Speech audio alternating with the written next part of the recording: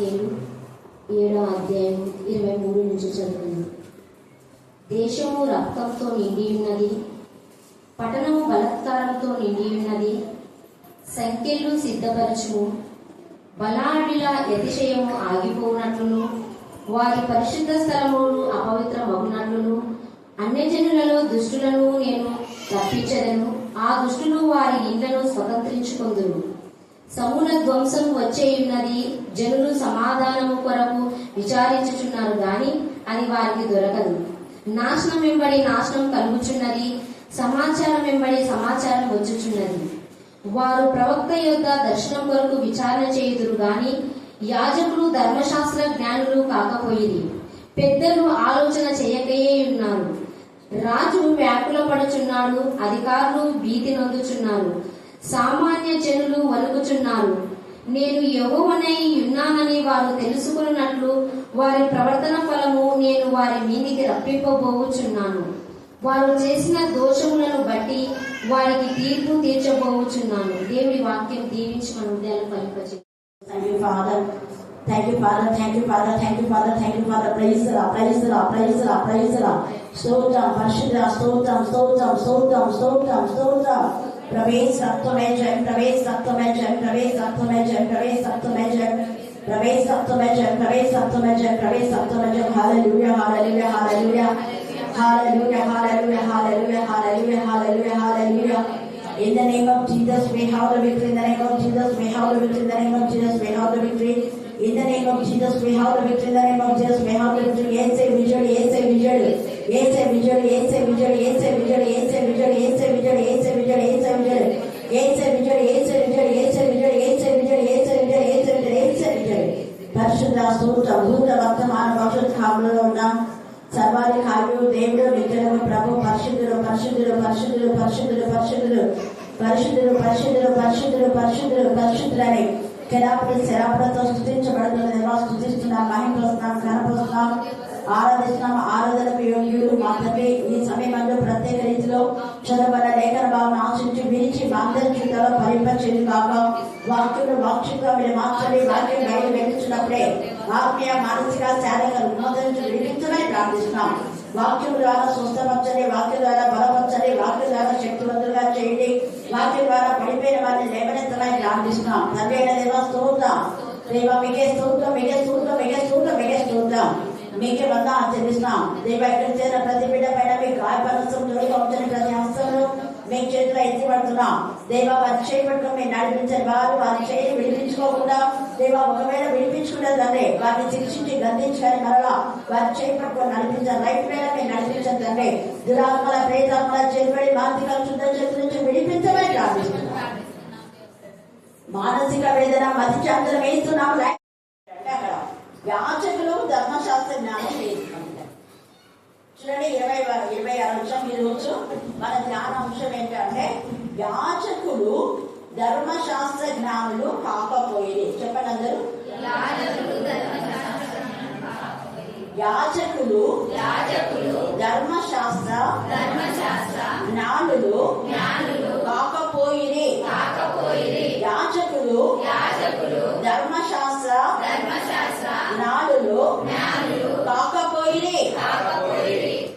పెద్దలు ఆలోచన చేయకయే ఉన్నారు.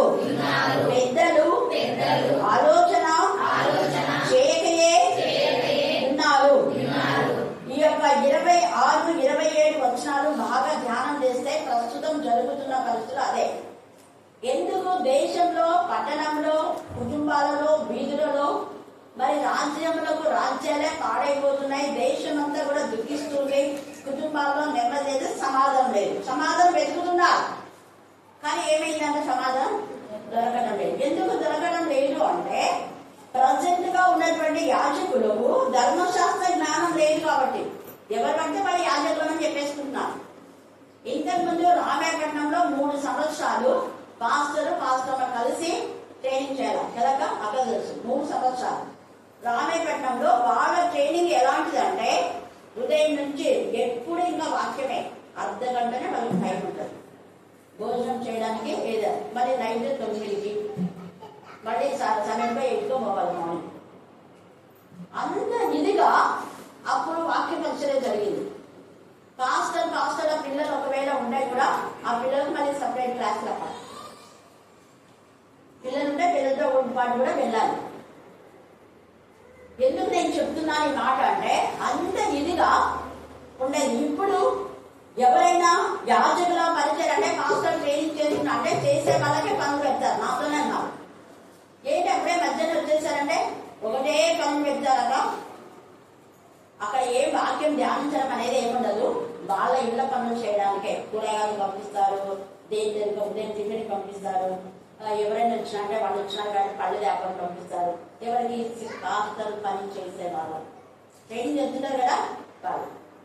ఇంకా కొన్ని చోట్ల ఆ పాస్టర్లకు ట్రైనింగ్ ఇచ్చే వాళ్ళ ఫ్యామిలీసే దేవుని ఎందుకు భయభక్తి కలిగి ఉండవు. వాళ్ళే భయభక్తి లేకుండా ఉంటే ఇంకా పాస్టర్లకు ఏం ట్రైనింగ్ ఇస్తారు? అలాగా కొన్ని మాత్రమే, అన్ని కాదు, కొన్ని మాత్రం దేవుని ఎందుకు భయభక్తి కలిగి పాలాయించో వారి యొక్క టీం కానివ్వండి, శామ్యూయల్ పట్ట గారి టీము, వాళ్ళు దైవికంగా నడుస్తూ దైవికంగా నడిపిస్తారు. వాళ్ళు నడుస్తారు, నడిపిస్తారు. ఎందుకంటే ఆదికాండంలో 12వ అధ్యాయంలో తండ్రి అయిన దేవుడు ఏమని చెప్పాడు అంటే అబ్రహాముకు ఒక బ్లెస్సింగ్ ఇచ్చినాడు. ఏం బ్లెస్సింగ్ అంటే నువ్వు అనేకులకు ఎలా ఉండేవాడా ఆశీర్వాదంగా నిన్ను ఆశీర్వదించడమే కాదు. ఇది ఎంత గొప్ప బ్లెస్సింగ్! ఈ బ్లెస్సింగ్ మనం రుచి చేసుకోవాలి. మనం ఆశీర్వాదంగా ఉండడము ఒక విధానం అయితే మనం ఇతరులకు ఆశీర్వాదకరంగా ఉండడమే చాలా గొప్ప. దేవుడు మన నుంచి కోరేది అదే. మనమే ఆశీర్వాదంగా లేకపోతే ఇంకా ఇతరులకు ఏం ఆశీర్వాదంగా ఉంటాం? మనమే పరిశుద్ధంగా లేకపోతే ఇతరులకు పరిశుద్ధతని ఏం చెప్తాము?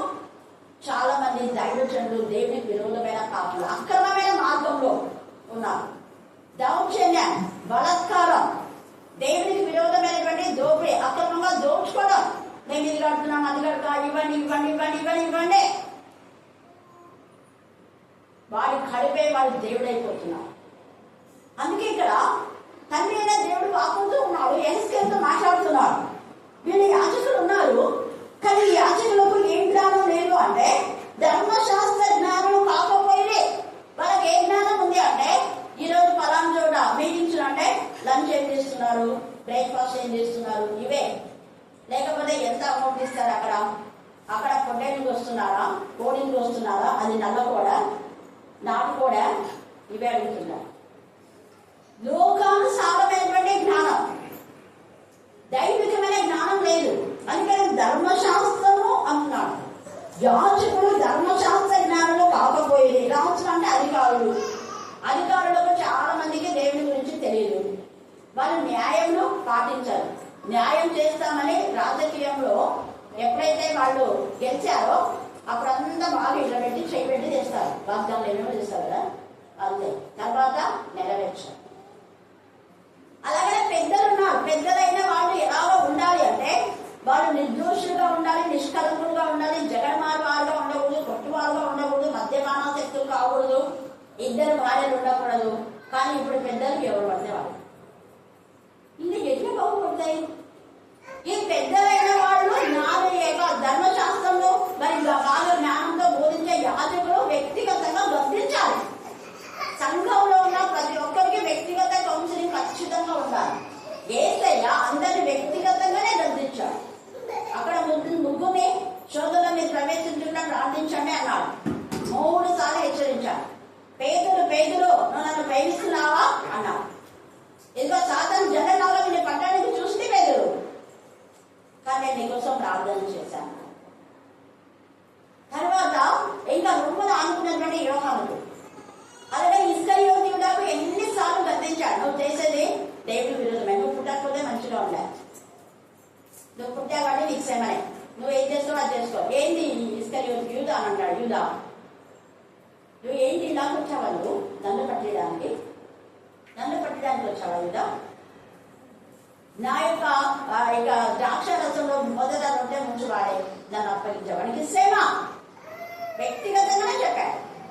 ఎక్కడ అందరికీ అడ్డుగా చెప్పాలి. యాజకులు అంటే అలా ఉండాలి. ప్రతి ఏ కుటుంబానికైనా వెళ్ళామంటే ఆ కుటుంబంలో ఎవరికి రక్షణ ఉంది, ఎవరికి రక్షణ లేని వాళ్ళు ఉన్నారంటే వెంటనే వాళ్ళు క్లాస్ తీసుకోవాల్సిందే ఖచ్చితంగా. దేవుడు లెక్క ఉంటారు. యెహెజ్కేలు 33:3 చూడండి. యెహెజ్కేలు 33:3 చదవండి.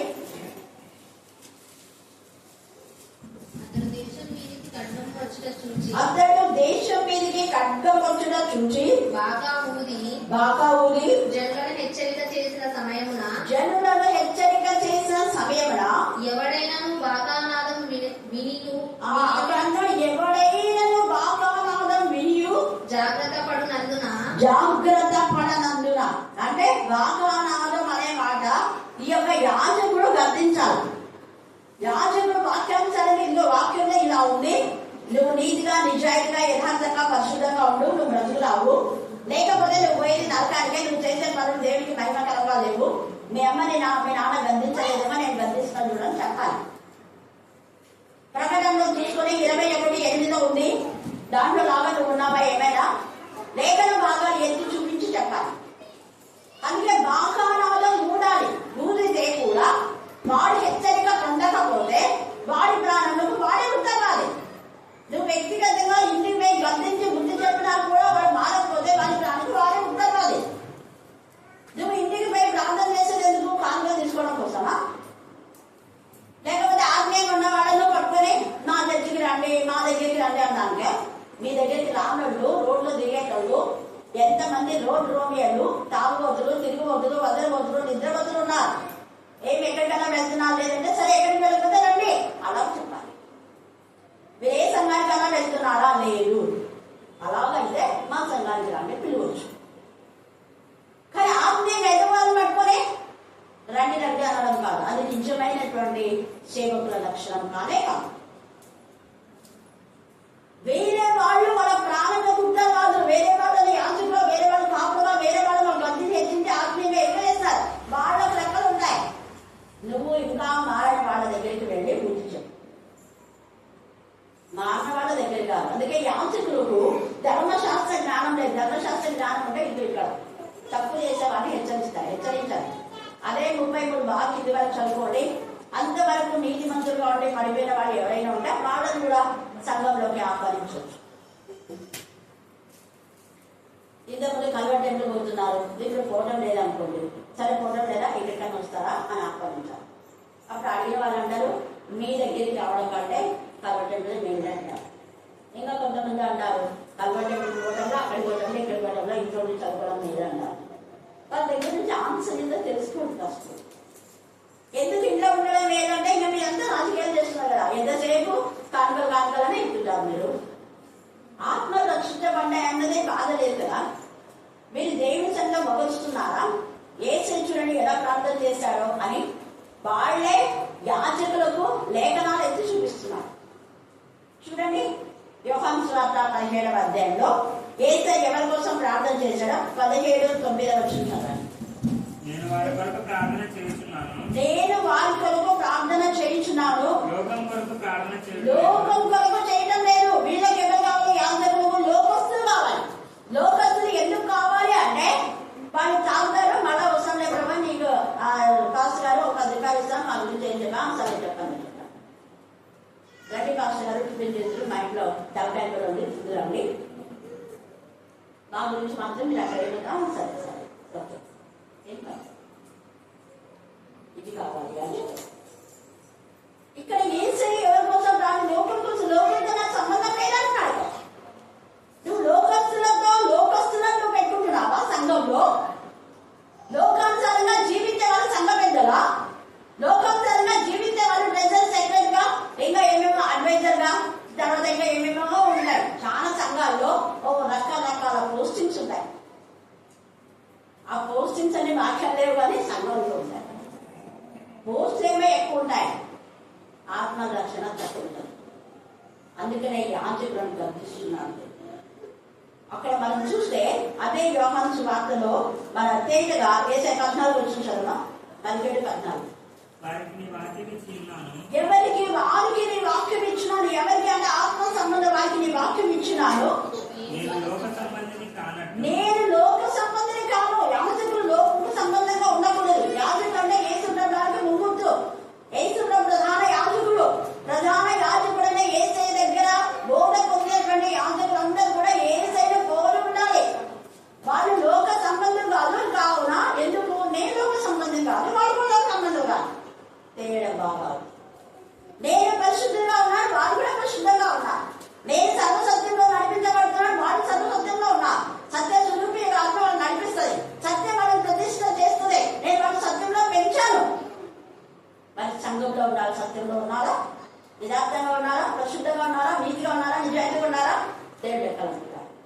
ప్రతి యాజకుడికి లెక్క. యాజకుడు అంటే కేవలం సంఘానికి సంబంధించిన పాస్టర్లు మాత్రమే కాదు.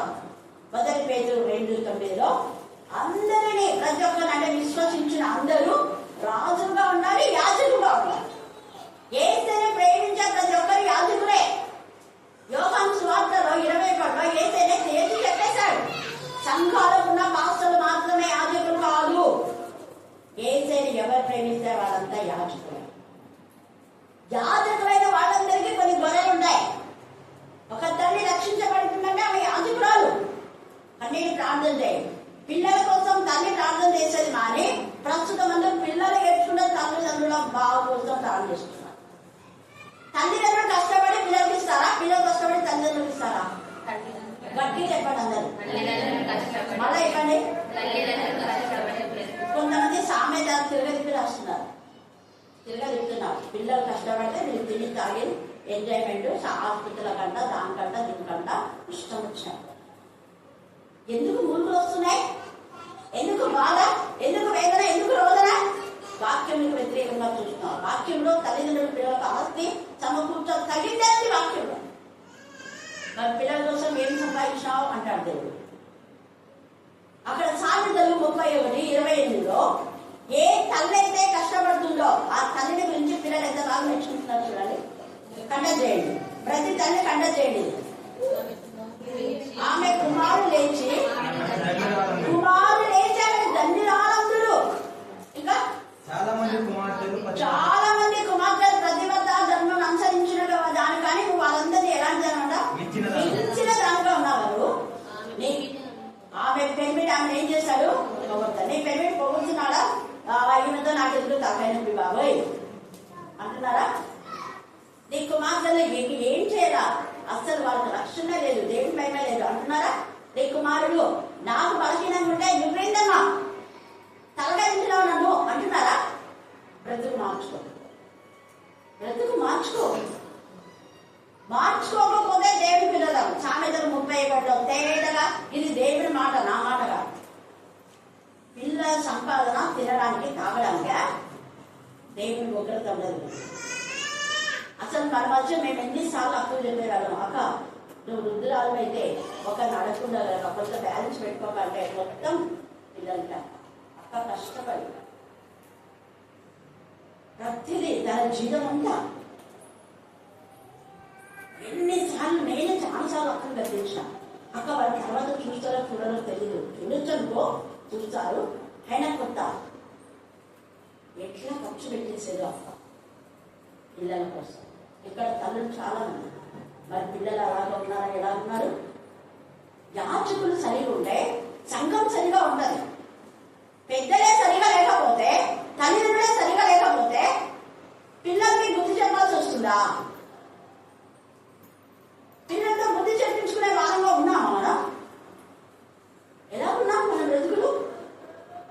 యాజకులు సరిగా లేదు, పెద్దలు సరిగా లేదు. యాజకులు పెద్దలు ఒకటైపోయి ప్రజలు ఇష్టాంశాలు వాళ్ళు తినేటో తాగేటోడు రావచ్చు పోవచ్చు, అక్రమమైన మార్గం రావచ్చు పోవచ్చు, వాక్యం ఏంటంటే బాగా పేద తింటుంటే నిద్ర వచ్చేది. ప్రాంతం తెచ్చా పోయి కాన్ కేసు వస్తుంది. సార్ హాస్పిటల్ నుంచి ఆశీర్వాదం తీసుకొని వస్తుంది. ఆశీర్వాదం ఈ బతుకులోనే ఆశీర్వాదం లేదు, ఇంకేమిటి ఆశీర్వాదం? ఇక్కడ అబ్రహాం ఆశీర్వదించబడి అనేకులకు ఆశీర్వాదం అయితే ఆశీర్వదించబడిన వ్యక్తులకు దూరంగా ఉంటే నీ బతుకులు ఆశీర్వాదంగా ఉన్నా. మళ్ళీ చెప్తున్నా ఈరోజు వాక్యం అది. అబ్రహాంతో ఉన్నంత వరకు లోతుకు బ్లెస్సింగ్. అబ్రహాంకి ఎప్పుడైతే వేరైపోయినాడో బ్లెస్సింగ్స్ వేరు. అదే నా బాధ. నేను పదే చెప్తా. నేను ఓపెన్గా మాట్లాడతాను, మీకు తెలుసు. ఇక్కడ నా కృష్ణగడికి చాలాసార్లు చెప్పినాను, నువ్వు ఒక్కరోజు కూడా దేవుని సన్నిధి వదిలద్దు అని. వదిలద్దు అని ఒకప్పుడు నా భయంకరమైన దురాత్మ పోయింది. వదిలద్దు అంటే వదిలింది. మళ్ళీ నిన్న 3 గంటలకు లేచి చిన్నారు. నేను లేచిన అంటే ఏం పిల్లలు లేచినావు అన్నా. నాన్న ఫోన్ చేసిండు, మమ్మీ కోరుకుతున్నాను. ఇది వస్తాను నేను ముందే ఎక్కినా కదా అంటాను. ముందే ఎక్కినా కదా. అక్కడ అక్క కూడా ఉంది, దస్తగిరి వాళ్ళమ్మ, డానియల్ వాళ్ళమ్మ. అప్పుడు భయంకరమైన దురాత్మ బాగా అయిపోయింది. ఈరోజు కనపడుతుంది అక్క. కానీ ఎప్పుడు ఎత్తుంది రామ్ జన్మ ఉంటాను. హల్లెలూయా, హల్లెలూయా, హల్లెలూయా. దేవుని సన్నిధి విడిస్తే బతుకులు ఇలాగే ఉన్నాయి. గుర్తుపెట్టారు. పోయింది ఒక్కడైతే 7 వస్తాయి. నిజంగా అసలు వాళ్ళ ఆయన చేసిన దానికి ఆమె వాళ్ళ ఆయనకి ఎంత రుణపడి ఉండాలా అంటాను నేనైతే. ఏడ్చుంటే ఆ రోజు అమ్మాయి నేను కాలేదు. ఆ రోజు నేను చెప్పా ఇద్దరితో. అతనిలో కూడా తప్పు ఉంది. ఆదివారం వస్తా శుక్రవారం వస్తా అన్నాడు. మధ్యం రాలా. అబ్బాయి వచ్చి సాకుని చెప్పిండు, మళ్ళా రాలా. నేను ముందే హెచ్చరిక చేస్తాను. ఈరోజు రాలేదు కదా, ఏమైతుందో నాకు తెలీదు, దేవుడికి అప్పగిస్తున్నా అన్న అంటాను. వెంటనే యథార్థంగానే చెప్తారు. వాళ్ళు ఏమైనా తిట్టుకున్నాం నిజంగా. ఎందుకు అంటే మనకి ఇన్ని ఆధారాలు ఉన్నాయి. ఏ స్థాయికి దూరంగా పోయిన ఇసుకగా చూడ ఏమైపోయింది చెప్పండి? ఏమైపోయింది? ఉరేసుకున్నాడు, చచ్చాడు. ఏ స్థాయి చంపాలనుకున్నాడు, చచ్చాడు. దావీదుకు దూరం అయిపోయాడు. అభిషిక్తుడు దావీదు చేసిన మేడం మర్చిపోయాడు కింగ్ సౌలు. అందుకని ఏమైపోయాడు? ఈయన మీద పడి చచ్చాడు. దేవుడికి ఇంకా చాపలు తీసుకురాలా, సమయం ఉంచాలి. జీవన్ కూడా సమయం 3 నెలలు, ఆ రోజు చనిపోవడం అవునా కదా, యాక్సిడెంట్ లో చనిపోవాలి. కానీ దేవుడు వాడి పశ్చాత్తాపడడానికి సమయం ఇచ్చినాడు. వాళ్ళకి చెప్పినా నేను రోజు మీరు వారానికి ఒక్కరన్నా రండి. ఎన్నిసార్లు వచ్చింటే కూడా ఖర్చుగా చేస్తున్నా వాడు ఖచ్చితంగా బతికేవాడు. ఎందుకంటే మనం దేవుడికి సమయం ఇవ్వకపోతే ఇస్కరియోతీయుడా అప్పుడు యేసయ్య చెప్పినప్పుడన్నా మారు మనసు పొంది ఉంటే అపోస్తులుగా ఒక ఎంచబడి ఉండేవాడు. ఎంత చెప్పినా వినలేదు. వినని వాళ్లకు అలాగే ఈ మధ్యాహ్న కాలంలో కఠినపరచుకోదు. ఇక్కడ యాజకులు నువ్వు వస్తేవో రా, నువ్వు పోతేవో, నువ్వు వింటే విను లేకపోతే లేదా అనే యాజకులు కాదు. ఇక్కడ దేవుడి ఆత్మతో నింపబడ్డ బిడ్డ రోషంతో, బాధతో, వేదంతో, కన్నీటితో, హృదయం కలిగితో మాట్లాడుతున్నా. నువ్వు నరకానికి పోవడం ఇష్టం లేదు కాబట్టి అందుకే పేరు హెచ్చరి. సాధారణ జల్లగా జల్లిస్తారు, వాడి పని అదే. కానీ మీకోసం నేను ప్రార్థన చేస్తాను. ఆ టైంలో నేను ఇచ్చినారే ప్రార్థన చేసినాను. దేవుడికి స్తోత్రం ఇప్పుడు నా మధ్య వచ్చి చూపిస్తున్నాను. లేకుంటే మేము జరగకపోవాల్సింది రోజు అవునా? చూడండి, వద్దు. దేవుడు చేస్తున్న వేళ్లను ఎప్పుడు దేవుడు స్థుతించాలి. ఇంకా కొంతమంది నిన్న కూడా చెప్పాను కదా, ఎన్నిసార్లు అడిగి ఏడ్చే వాళ్ళని తీసుకొచ్చింది. ఈరోజు తీసుకుందామా, ప్రే చేద్దాం కానీ అన్నా. వాళ్ళ ఇంటికి పోవాలని ఏం కానీ వాళ్ళ ఇంటికి రాదు. లెక్కలు బాగున్నాయా? చూడండి, అబ్రహాం ఎంతగా దేవుడికి మొదలుపెట్టాడు. మనం వాక్యానికి వ్యతిరేకంగా ఉంటుంది. దేవుడి సన్నిధికి ఒక్క రోజు రాకపోతే నేను మళ్ళీ చెప్తున్నా, మీరు రాసుకోండి. ఒక్క రోజుకు 1000 రోజులు బాధపడా చూస్తారు. ఒక్క రోజుకు 1000 రోజుల సంతోషం. ఇప్పుడు 100 సంవత్సరాలు నువ్వు బ్రతికి దేవుడికి ఇష్టంగా ఉంటాయి. యుగం అంటే కొన్ని వేలు అనుకో ఉండవు. అలాంటి యుగాలు అంటే ఎల్లప్పుడు ఎటర్నల్ లైఫ్ లో నిత్య జీవనంలో ఎప్పుడు ఆనందిస్తూనే ఉండాలి. మన వాళ్ళు ఎట్లా క్యాలిక్యులేషన్ అంటే ఒక్క రోజు పడితే 1000 దినాలు సంతోషం కాబట్టి ఒక్క రోజు పోతున్నా. వస్తున్నాం కదకా శుక్రవారం, వస్తున్నాం కదకా గురువారం, వస్తున్నాం కదకా శనివారం. ఇంకా అంతే. అంతనే నిద్ర ఉంటే అంతే. యాజకులైన వాళ్ళు గర్తించాలి. అల్లు దినం చూడండి. సామెతలు 3వ అధ్యాయం ఇంకా చూపించండి. సామెతలు 3:8 కూడా చదవాలి. 3వ అధ్యాయం 8. సామెతలు 3:8. అప్పుడు నీ దేవుడికి ఏమైందంట? ఆరోగ్యం. ఎంతగా చెప్తున్నాడు. ఎప్పుడు యెహోవా యందు భయభక్తి కలిగి చెడుతనంలో విసర్జిస్తే నీ దేహంలో ఆరోగ్యం, నీ ఎముకలకు ఎందుకు నీ కాలు చేతులు లాగుతాయి, ఎందుకు మూర్ఖులు, ఎందుకు వేదన, ఎందుకు రోదన, ఎందుకు నీరసం, ఎందుకు రోగాలు? యెహోవా యందు భయభక్తి కలిగి చెడుతనం విడిచిపెట్టడం. చెడుతనం అంటే ప్రార్థన చేయకపోవడమే పాపం, దేవుడి సన్నిధికి రాకపోవడమే పాపం, వాక్యం చదవకపోవడమే పాపం, వాక్యం ధ్యానించకపోవడమే పాపం. దేవుడి చేసిన మేళను అనేకులకు వివరించాలి. చూడండి, తండ్రులు పిల్లల కోసమే తల్లిదండ్రులు ప్రాణం చేస్తున్నారు. కానీ చిన్నారి వాళ్ళ నాన్నకి వెళ్తానమ్మగా, ఆ చిన్నారి చేసింది చాలా మొదలు చేసిందంటే నాకు ఏం కాదన్నాను. ఇక్కడ ఉన్నాను. హల్లెలూయా, హల్లెలూయా. కనీసం విశ్వాసం ఉంది, సంతోషంగా ప్రార్థన రావాలని ఉంటుంది. కానీ అప్పుడు నేను బలహీనత ఏదైనా చెప్తే మాత్రం వెంటనే విధేయత మిద్దాడు. ఎప్పుడు నాకు ఇంటి పడేది. నాకు అమ్మ లేదమ్మా, అమ్మ అంటాను. నేను ఛాన్సాలు కొంచెం గర్తించి బయట పెట్టాను. ఇప్పుడు మానుకున్నాడని విన్నా. తాగుతున్నావా? మానేసినావా? నన్ను అంటావా? హల్లెలూయా, హల్లెలూయా. చెప్పిన తాగు మా అన్న వాళ్ళందరూ నా కొడుకు నా పిల్లలు దేవుడికి ఇష్టమైన పిల్లగా ఉండాలి. యాజకుడు అలాగే చెప్పాలి. ఒక తల్లిగా నువ్వు గర్దించాలి, ఒక తండ్రిగా నువ్వు గర్దించాలి. పిల్లలు సరిదిద్దాలి. దేవుడి మందికి రాకపోతే వాళ్ళకి వాక్యం నేర్పించాలి. ఎంత తేటగా ఇక్కడ మాట్లాడుతున్నాడు. అప్పుడు నీకు ఎముకలకు తక్కువ. 8వ అధ్యాయం 32 చదవండి. సామెతలు 8:32. కావున పిల్లలారా నా మాట ఆలకించుడి. తండ్రులు ఈ మాట చెప్పాలి. అరే ఏం ఈరోజు ప్రార్థన పడలేదు గద్దించాలి. ఏమో ఈరోజు ప్రార్థన పడలేదు పిల్లల్ని గద్దించే తండ్రులుగా ఉండాలి. అప్పుడు ఎలాగో గద్దించడానికి నీకు ఎప్పుడు నువ్వు వస్తుంది? నువ్వు వచ్చినావు నువ్వు గద్దిస్తే నువ్వే రావు మాకు చెప్పావు అంటదా లేదు పిల్లలు? ఖచ్చితంగా మమ్మీ నువ్వే అబద్ధమాడి నన్ను అబద్ధం ఆడుతుంటావా మమ్మీ? నువ్వే సినిమా చూసుకుంటున్నావు. చూడదురా పై చదవకనంటే నువ్వు మనసు ముందరా అట్లా లేదా? నువ్వు చూడదు ముందర. నువ్వేమో సీరియల్ చూసుకుంటా గడ్డి పెట్టావు. నేను ఎక్కడ చదువుకుంటా? చదువు నాకు చెప్తారా? ఫస్ట్ నువ్వు ఉండు సరిగా. నువ్వు నచ్చిన అడుగు. అన్ను దినము నాకు గడపై తెచ్చే నాకు మాడబడ్డం నాకు ఉపదేశం వినేవారు తండ్రి నా కుమార యెహోవా ఉపదేశం ఆలకించుకో. అయితే ఆలకించినాడు కాబట్టి మనం చెప్తున్నాం. జ్ఞాన ఆధారం ఆయనే. ఆ సామెతలంతా కూడా ఏసే గురించే ఉంది. జ్ఞానము నివాసం చేసుకొని ఉంది. 7 స్తంభాలు చెక్కుపోయింది. ఆ 7 స్తంభాలు ఏంటి అంటే మనం చూస్తే యాకోబు 3:15 ఉంది. పరిశుద్ధమైంది, సులభంగా ఇవ్వబడింది, సమాధానంతో కూడినది. ఇక్కడ సమాధానం ఎదుగుతుందా లేదు? దేవుని పిల్లలకు సమాధానం ఉంటుంది. ఎంత తేలిగా మాట్లాడుతున్నాడు. తర్వాత మనం చూస్తే యెహెజ్కేలు 34లో అక్కడ ఉన్న కాపలు, ఆ కాపలకు ఎప్పుడు తిండే కావాలి. అందుకనే దేవుడు ఏం చేస్తాడంటే ఇలాగా తిండి కావాల్సిన కాపలు నేను చెదగొట్టేసి నా పిల్లలకు మంచి వెళ్తే నేను ఇస్తాను. ఎంత మనకు కాపలుగా ఉండాలి. సరిగా మేకగా పోయినా నువ్వు వాక్యంలో, నువ్వు ప్రార్థనలో, నువ్వు యథార్థిగా నిజాయితీగా పరిశుద్ధంగా ఉంటే దేవుడే నీకు బదులుగా ఉన్నాడు. ఆయన వచ్చి నీ హృదయ నివాసాన్ని బోధిస్తాడు. నీకనే దృష్టి నుంచి ఆలోచన చెప్పిస్తాడు. మీ మమ్మీ డాడీ సరిగా లేదా? మీ మమ్మీ డాడీని హెచ్చరించడం లేదా? తండ్రి అయినా దేవుడే హెచ్చరిస్తాడు. ఆయన మన తల్లి తండ్రి. చూడు మన ఆలోచన మీద నేను చెప్ప నీ తండ్రిని సరిగా చూడరా, ఇదిగో నేను నేను ఆదరిస్తాను. నా రొమ్మను ఆలోచించుకొని నీకు అన్నం పెట్టిస్తాను నా బిడ్డ అంటాను. అయితే నువ్వు నా వాక్యంలో నువ్వు అంటావు. నా దగ్గర వచ్చే భాగ్యం నేను ఇస్తానన్నాడు. ఎంత తేటగా మాట్లాడుతున్నాడు. ఆ 30 నెలలంతా మీరు చదవండి. నా గొర్రెలకు నేనే లేపెడతా, వారికి మంచి కాప నేను నియమిస్తా.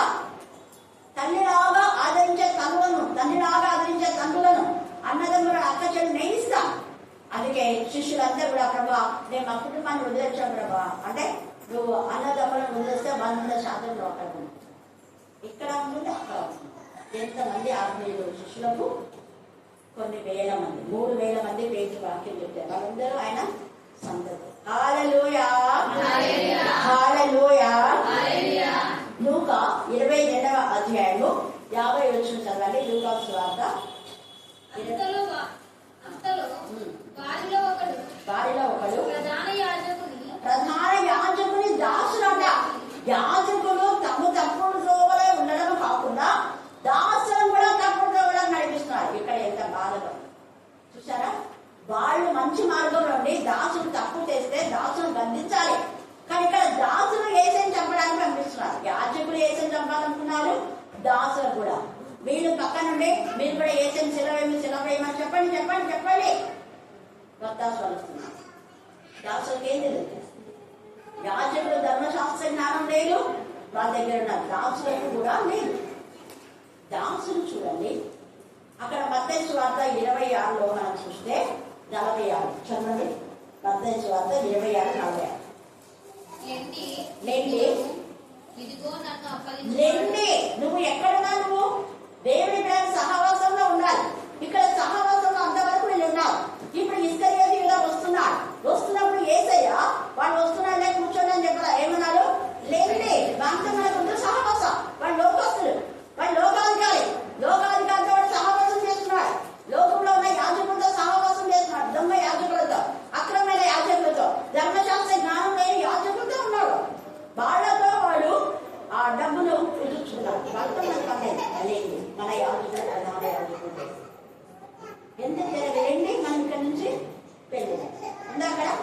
మళ్ళీ చదవండి గట్టిగా. లేండి వెళ్ళుదము. లేండి వెళ్ళుదము. ఇదిగో నన్ను అప్పగించువాడు ఇదిగో నన్ను అప్పగించువాడు సమీపించి ఉన్నాడని వారితో చెప్పాను. నన్ను అప్పగించువాడు సమీపించి ఉన్నాడు. మీరు ఎవరు అంటే శిష్యుడే. అయ్యో మన సహవాసంలో శిష్యులు వస్తున్నాడే కూర్చోండి రాగా అంటున్నాడు. అంటున్నా ఏంటి పోదాం మనం. ఇంకొక చెడు వాటితో నాకేం పని లేదు. వాడు ఎందుకు ఎక్కడికి వస్తున్నాడు, వాటితో నాకు పని లేదన్నాడు. అంతవరకు సహవాసంలో 3.5 సంవత్సరం దొంగ బతుకు పోయింది. విశ్వాసం కాదు. మనం ఎక్కడున్నాం? రండి దేవుని దగ్గరికి వెళ్దాం అంటున్నామా? రండి వాక్యం చూద్దాం, ప్రార్థన చేద్దాం, పాడదాం, దేవుని చదివి వెళ్దాం అంటున్నామా? లేక అక్కడి నుంచి వెళ్ళిపోతున్నామా? ఇక్కడికి వద్దులే మనం లోకంలో కలిసిపోదాం అనుకుంటున్నామా? ఒక్కసారి ఆత్మ పరిశీలన చేసుకోవాలి. ఇక్కడ తేలిగా పరిశుద్ధ ఆత్మదేవుడు ఎవరికి ఆయన ఇష్టలు అంటే పరిశుద్ధులుగా ఉండేవారు. వాళ్ళకే సమాధానం. భూమి మీద ఇష్టమైన మనుషులకు ఏమొస్తుంది? సమాధానం. దేవునికి ఇష్టంగా లేకపోతే అసమాధానమే. అబ్రహాం దేవునికి ఇష్టంగా ఉన్నాడు, సమాధానం విజయం అన్నిటిపై. లోతు దేవునికి ఇష్టంగా లేడు, అందుకనే ఉన్నవన్నీ కోల్పోయినాయి. ఆశీర్వదించబడిన వాళ్ళ సహవాసాలు కోల్పోతే మన బ్రతుకులో కూడా ఆశీర్వాదాలు పోతాయి. హోషేయ 4వ అధ్యాయం, హోషేయ 4వ అధ్యాయం 1-2 వచ్చింది. ఇశ్రాయేలు వారలారా యెహోవా మాట ఆలకించుడి. సత్యమును కనికరమును దేవుని గురించిన జ్ఞానమును. చూడండి ఇక్కడ ఏముంది? సత్యము తెలుసుకోవాలా, కనికరం ఏంటో తెలుసుకోవాలా, దేవుని గురించి జ్ఞానము దేశమందు లేకపోవట దేశమందు లేదు. యాజకులు అనే వాళ్ళు కనికరం కోరాలి. కనికరం అంటే ఏమి? నువ్వు ఒక వ్యక్తి దేవుని విరోధంగా ఉన్నా అంటే వ్యక్తిగత కౌన్సిలింగ్ లేకపోతే వాడు మారడు, వాడు నరకానికి పోతాడు.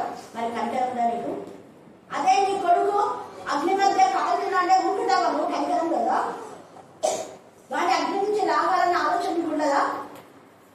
నీ కొడుకు నీ కూతురు కరెంట్ పట్టుకుంటారు, చూస్తుంటావా? దేవుడు అడుగుతున్నాడు. దేశంలో సత్యం లేదు, కనికరం లేదు. చదువు. దేశమందు లేకపోవట చూచి దేశమందు లేకపోవడం చూచి యెహోవా దేశ నివాసులతో వ్యాజ్యమాడుచున్నాడు. అది దేవుడే వ్యాజ్యమాడతాడు. దేశ నివాసులతో. ఎవరు దేశ నివాసులుగా ఉన్నారు? ఈ యాజకులు, ఈ రాజులు, ఈ పెద్దలు. వీళ్ళకు దేవుని విరోధి.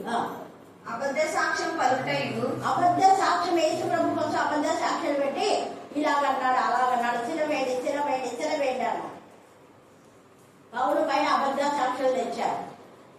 అబద్ధ సాక్షులు పెట్టి అబద్ధ సాక్ష్యములు పలుకుటయు, అబద్ధం ఆడుటయు, హత్య చేయుటయు, దొంగిలించుటయు, వ్యభిచరించుటయు వాడుకాయను. జనులు కన్నం వేసెదరు. జనులు కన్నం వేసెదరు. మానక నరహత్య చేసెదరు. మానక నరహత్య చేసెదరు. కాబట్టి దేశం ప్రలాపించుచున్నది. దేశము ప్రలాపించుచున్నది. దాని పశువులను ఆకాశ పక్షులను కాపురస్తులు అందరూ క్షీణించుచున్నారు. అందరూ క్షీణిస్తున్నారు. తేటగా మాట్లాడుతున్నా. ఆలోచిస్తున్నా. నా జనులు జ్ఞానం లేని వారే నశించుచున్నారు. అప్లై చేసుకున్నా. నా జనులు, నా ప్రవక్తలు లేదా నా యాజకులు జ్ఞానం లేదు వాళ్ళకు, అందుకే నశించుకున్నారు. వాళ్ళే నాశనంలో ఉంటే ఇంకా వేరే వాళ్ళు ఏం రక్షిస్తారు? వాళ్ళ బ్రతుకులు వాళ్ళే కాపాడుకోలేకపోతున్నారు. వాళ్ళ కుటుంబాలు వాళ్ళే కాపాడుకోలేకపోతున్నారు.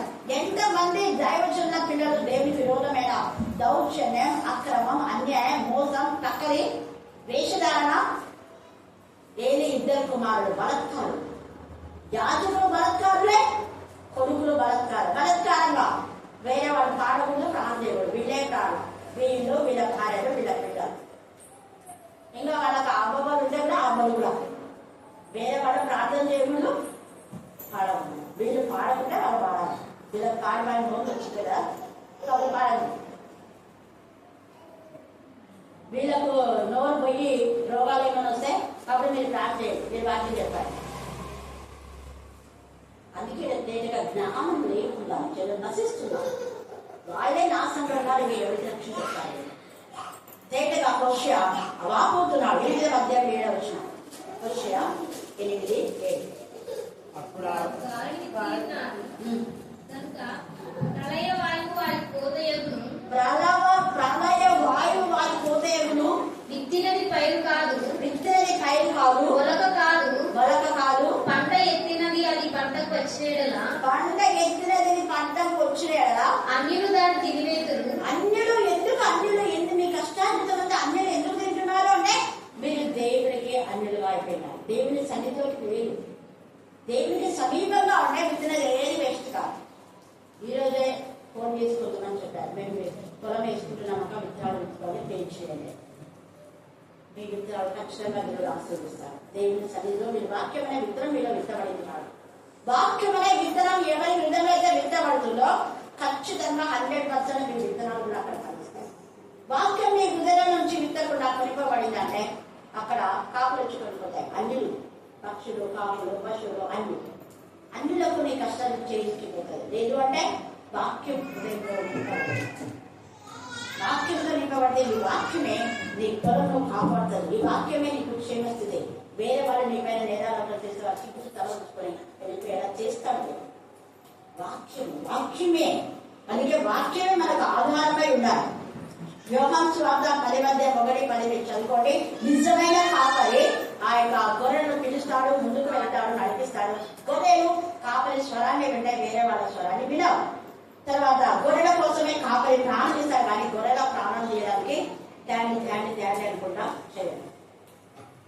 చూడండి ఎంత చక్కగా దేవుని చదువు వచ్చి వాక్యం వినాలి.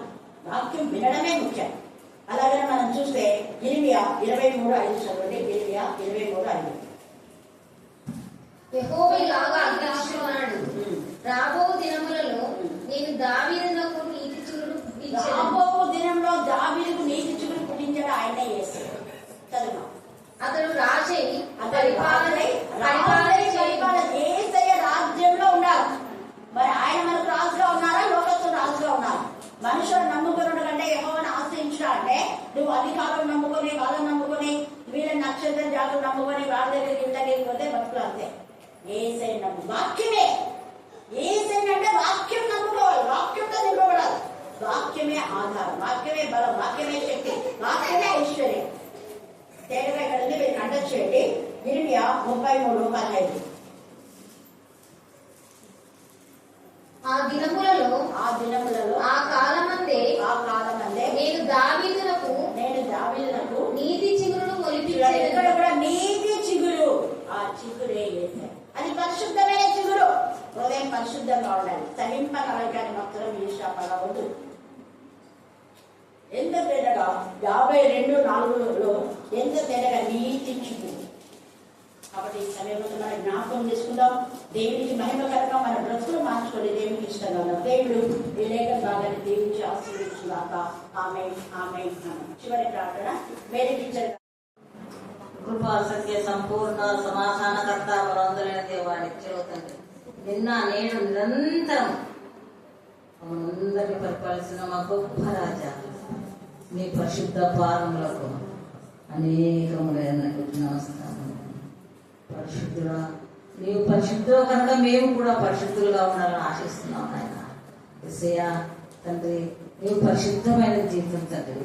ప్రభా, ఎవరు కల్మషం లేని జీవితం, ఎవరు మీరు తప్పు పట్టలేరు ప్రభా. తండ్రి, అనేకులు ప్రభా నీ వైపు చూస్తున్నారు ప్రభా. శాంతి లేక, సమాధానం లేక కుటుంబాలలో తండ్రి వేదన, బాధ, ఇరుకులు, ఇబ్బందులు అన్నిటిని బట్టి తండ్రి మేము నీ చుట్టూ చూస్తున్నాము. నేను ప్రతి ఒక్కొక్కరికి సమాధానం దయచేయండి ప్రభా. సమాధానకర్త ప్రభా. దేవా, మీరు మాకందరికీ సమాధానం దయచేయండి. ప్రతి కుటుంబంలో సమాధానం దయచేయండి. దేశంలో సమాధానం దయచేయండి ప్రభా. అనేక మంది బిడ్డలు పరీక్షలు రాస్తున్నారు, యోగంలో కొరకు ఎదురు చూస్తున్నారు ప్రభా. అధికారులకు మీరు జ్ఞానము దయచేయండి ప్రభా. అధికారులకు మీరు జ్ఞానము దయచేయండి. అవును తండ్రి, నీ నామముల కంటే పైనామం గల దేవా, నీ నామంలో కోరుచున్నాం ప్రభా.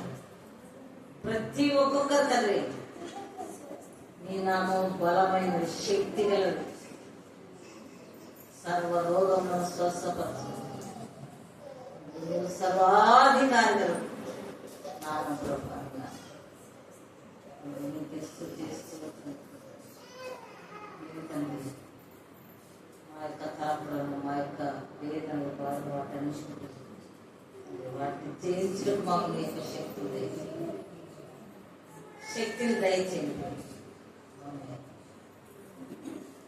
నేను ఈ లోకంలో జీవిస్తున్నాను, కుటుంబాల్లో శాంతి, గ్రామంలో శాంతి లేదు, పట్టణంలో శాంతి లేదు, రాజ్యంలో శాంతి లేదు. చూస్తున్న దేవుడు ప్రభు, మీకు మరుగైనది ఏది లేదు. సమస్తం లేదు దేవా, మీరందరినీ క్రమపరచండి, అందరినీ క్రమపరచండి, అందరికీ శాంతిని సమాధానం దేవా. దిన మేము అహంకారం కాక, గర్విష్టం కాక, మమ్మల్ని మేము తగ్గించుకొని విధేయత గల మనసు పోతాను. నేను భయభక్తులుగా ఈ లోకంలో జీవించుకుంటూ దయచేసి మీ దీవెనలు పొందాలి ప్రభా, మీ కృపను పొందాలి ప్రభా. మీ వాత్సల్య బాహుల్యంతో మా అతిక్రమణకు తుడిచివేరు ప్రభు. రాజ్యం మీద రాజ్యం, దేశం మీద దేశం, వ్యక్తుల మీద వ్యక్తులు, దేశంలో నానా రభస జరుగుతుంది, మా రాష్ట్రంలో మరి ఎక్కువగా జరుగుతుంది. మానవులందరూ కృప ధనం వైపు చూస్తున్నారు. తండ్రి, మీరు మమ్మల్ని బాగు చేయండి, మీరు మమ్మల్ని బాగు చేయండి తండ్రి. ప్రతి బలహీనత కల్పించండి. బీపీ మీరు నార్మల్ చేసిన కిడ్నీ ప్రాబ్లం నుంచి మీరు డెలివర్ చేసుకుంటున్నారు. ఆశ్చర్యం మార్చి దేవా తండ్రి ఏకదేవుడు అబ్రహాం ఇస్సాకు యాకోబులు ఎందుకు దేవా మీ నెమ్మదిని సమాధి దయచేయండి. ఆమె విషయంలో గొప్ప కార్యం చేస్తున్నాను శరీరం నుంచి మిగేస్తుంటూ మీ కృప కటాక్షం న్యాయపరచండి. తండ్రిగా ఆదరణకర్తగా వెళ్ళండి. మరి ఎంతగానో నాకు దేవా పిల్లలు మా దేవా అక్కడ ఉన్నప్పటికీ నా తెలియదేవా నాపై ఎంతగా అతని చెల్లెని ఆదరించండి. వచ్చిండగా రాజ్యం దీవించి రాజ్యం మీద నెమ్మది కనవచ్చు. ఇలాగ అక్కడి అంటే ఎల్లప్పుడూ నేను కలిసి న్యాయపరచండి. ఏ స్థానంలో ప్రార్థిస్తున్నాను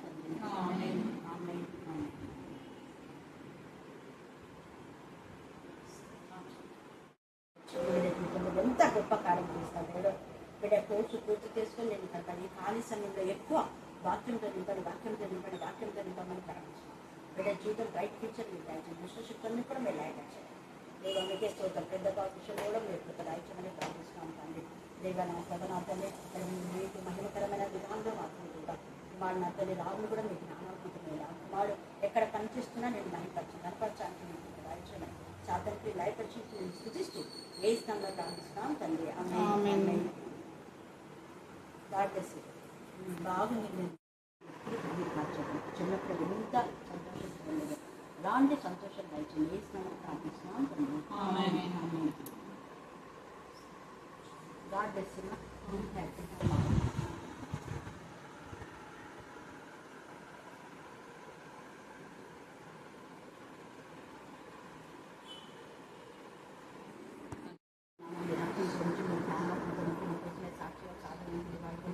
వాళ్ళ తండ్రిని వాళ్ళ కుటుంబాన్ని జ్ఞాపకం చేసి ఇక్కడ అనిపించిన పిల్లల మీ భక్తులు పెట్టిన తండ్రి వాళ్ళ కష్టపడుచుకుని మీరు తెలుసు సాధ్యాన్ని కూడా మీరు దేవ మీకే స్తోత్రం. మీ కృపలో బంధించడం నిన్నవే న్యాయపరచుకోండి. దేవ వారి ఇంట్లో మరి తల్లి వాళ్ళ మా తల్లి మేము చేసిన ప్రతి ప్రార్థన మా తల్లి మీరు ఆలోచించినందుకు నేను స్థుతిస్తూ ఎవరి జీవితాన్ని మీరు ఆస్వాదించి పిల్లలు ఉన్నత దొరకడానికి దాయిచారు. ఏ స్థానంలో ప్రార్థిస్తున్నాం తండ్రి. ఓకే నాకు ప్రత్యక్షమై ఇలాగ సెలవిచ్చెను, నరపుత్రుడా ప్రకటింపుము, ఇశ్రాయేలు దేశములకు అంతము వచ్చి ఉన్నది, నలుదిక్కుల దేశములకు అంతము వచ్చి ఉన్నదని ప్రభువు యెహోవా సెలవిచ్చుచున్నాడు. ఇప్పుడు నీకు అంతము వచ్చి ఉన్నది. నా కోపము మీ మీద తెప్పించు నీ ప్రవర్తనను బట్టి నీకు తీర్పు తీర్చి నీవు చేసిన సమస్య సమస్త హేయ కృత్యముల ఫలము నీ మీదికి రప్పించుచున్నాను. నీ ఎడల కటాక్షించకయు కనికరము చూపకయు నందును నేను యెహోవానై ఉన్నానని నీ వెలుగునట్లు నీ ప్రవర్తన ఫలము నీవు అనుభవింపచేసేదను. నీ హేయ కృత్యములు నీ మధ్యనే ఉండనిత్తును. ప్రభువైన యెహోవా సెలవిచ్చినదేమనగా, దురదృష్టము వింతైన దురదృష్టము సంభవించుచున్నది. దేవుడి లేఖన ద్వారా దీవించి ఆశీర్వదించుగాక. ఆమేన్, ఆమేన్, ఆమేన్. చెల్లిస్తున్నాం. దేవా నా తండ్రి, మరి మీ గురించి మేము దర్శించండి గృహాలు ప్రత్యేకంగా మీ కరుణాపీఠంలో ఎత్తిపడుతున్నాం తండ్రి. వైద్యుడిని మీరు జ్ఞాపకం చేసుకొని ఆమెను వెంటాడే బలహీనత, భయం, అలచడి, కలవరం ఏసినప్పుడు గర్తించమని ప్రార్థిస్తున్నాం. మరి కుమార్తె, మరి ఫ్యామిలీ మరి ఇక్కడికి వచ్చినప్పుడు మీరు వాగ్దానం ఇచ్చి దేవాలయాన్ని పూర్తి చేసుకుని ప్రభా కృప దయచేయండి. అలాగే నా పెద్ద కుమార్తె నా ప్రభా నా తండ్రి మరి యుఎస్ఏలో నా తండ్రి ఉంటుండగా మీ జ్ఞానాత్మతో నింపి నా ప్రభా ఆమె స్టడీస్ కూడా మీ నామంలో మీ రక్తంలో పూర్తి చేసుకుని రావడానికి ఒక మంచి సర్టిఫికేట్ మీరు ఇస్తున్నారు. అందుకు మేము స్తుతిస్తున్నాం. ఆ యొక్క ఉత్తర అమెరికాలో ఉన్నటువంటి నా తండ్రి మా బంధువులు సొంతీకులు అందరినీ కూడా మీరు ఆశీర్వదించండి. మీ జ్ఞానాత్మతో నింపి వారి పనులు మీరు తోడుగా ఉండండి. వారికి మీరు క్షేమ స్థితిని దయచేయమని ప్రార్థిస్తున్నాం. అలాగే హైదరాబాద్ లో నా ప్రభా సోదరి రాజకుమారి వారిద్దరి కుమార్తెలు పనిచేస్తుండగా దేవా ఇంటీరియర్ డిజైనర్ గా చిన్న కుమార్తె దేవా మీరు కావాల్సిన సహాయం మీరు దయచేస్తున్నారు. మరి పెద్ద కుమార్తె కూడా కావాల్సిన సహాయం మీరు ఇస్తున్నందుకు వందనాలు స్తోత్రం చెల్లించుకుంటున్నా. అనేక మంది యవ్వన బిడ్డలు అతని వాక్యంలో ప్రాంతంలో ఎదుగడానికి కృప దయచేస్తున్నారు. మీరు కరుణా బిడ్డలు అనేక మంది యవ్వన బిడ్డలు అతని ఉద్యోగంతో దేవా నేను కనపరిచే పాలన విధానం బట్టి అతని పవన్ బట్టి వాళ్ళ సంజీవం బట్టి అబ్రహాం బట్టి తండ్రి దేవ అఖిల్ బట్టి జైన్స్ బట్టి నా ప్రభ నా తండ్రి మరి మా తండ్రి దేవ దేవుడ్స్ బట్టి నా ప్రభ నీకు ఎంతగా వందనాలు స్తోత్రం చెల్లిస్తున్నా.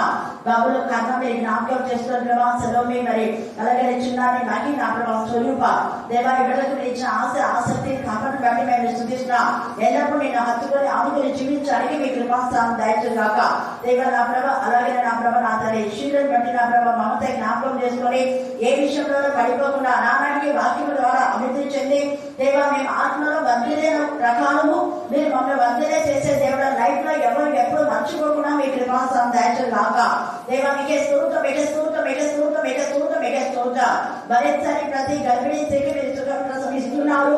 మేము స్తుతిస్తున్నాం. దేవ దురదృష్టము వింతైన దురదృష్టం అంట. ఏంటి చెప్పండి? మరి చెప్పాలా?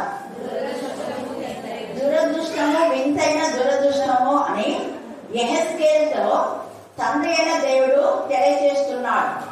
అయితే ఎవరికి దురదృష్టం ఎవరికి అదృష్టము అని మనం చూస్తే ప్రసంగిలో అన్నాడు కదా, అదృష్ట వశము చేతనే ఎవరైనా ఒకరు అన్నపామును పుచ్చుకొని సుఖముగా బ్రతుకుతున్నారు అంటే అది అదృష్టం వలన దేవుని యొక్క అనుగ్రహము అని ఉంది. అంటే దేవుని యందు అనుగ్రహం పొందిన వారు ఎవరు దేవుని అనుగ్రహం పొంది ఉంటారు అంటే ఎవరైతే దేవుని యందు భయము భక్తి రెండు, భయం లేకుండా భక్తి ఉన్న వేస్తే, భక్తి లేకుండా భయం ఉన్న వేస్తే. కానీ యెహోవా యందు భయభక్తి గల వాళ్ళు, యెహోవా యందు భయభక్తి గల స్త్రీ కొనియాడబడుతుంది కదా. సామెతలో 30కి మీకు అందదా. అలాగనే యెహోవా యందు భయభక్తి కలిగి ఉంటే జ్ఞానములకు మూలం. సామెతలు 1:7. యెహోవా యందు భయభక్తి కలిగి ఉండడము అంటే పరిశుద్ధ దేవుని గురించినటువంటి వివేచన. వివేచనకు అది ఆధారం అని రాయబడింది. అంటే దేవుని గురించి వివేచన అంటే ఏంటా వివేచన? మనం టైం అవుతుంది, వెంటనే వెళ్ళాలి, దేవుని ఆరాధించాలి, స్తుతించాలి, గణపరచాలి, ఒక వివేచన, ఒక ఆలోచన. ఆ విధంగా దైవికమైన తలంపు, ఆ దైవికమైన తలంపు ఆత్మలో ప్రేరేపణ ఉంది కాబట్టి ఇక్కడికి అందరూ మీరు వచ్చారు. హల్లెలూయా, హల్లెలూయా. అయితే దేవుడు అంటే భయం భక్తి లేకుండా దేవుడికి విరోధంగా ఉండే వాళ్ళ ప్రవర్తన ఖచ్చితంగా వాళ్ళ దురదృష్టం. దేవుని యొక్క అనుగ్రహం వాళ్ళకు ఉండదు. అందుకని వింతైన దురదృష్టం అంటున్నాడు. అంటే ఈ దురదృష్టం ఎలా ఉందంటే ఒక వింతలాగా అంట. 5వ వచనంలో తేజగా చెప్పండి. 7వ అధ్యాయము యెహెజ్కేలు 5వ వచనం మైకులో చదవండి త్వరగా.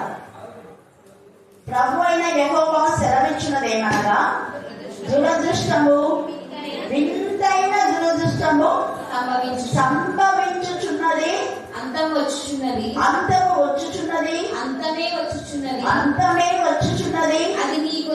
కనిపెట్టుచున్నది, అది నీ కొరకు కనిపెట్టుచున్నది. ఇదిగో సమీపమాయెను. ఇదిగో సమీపమాయెను.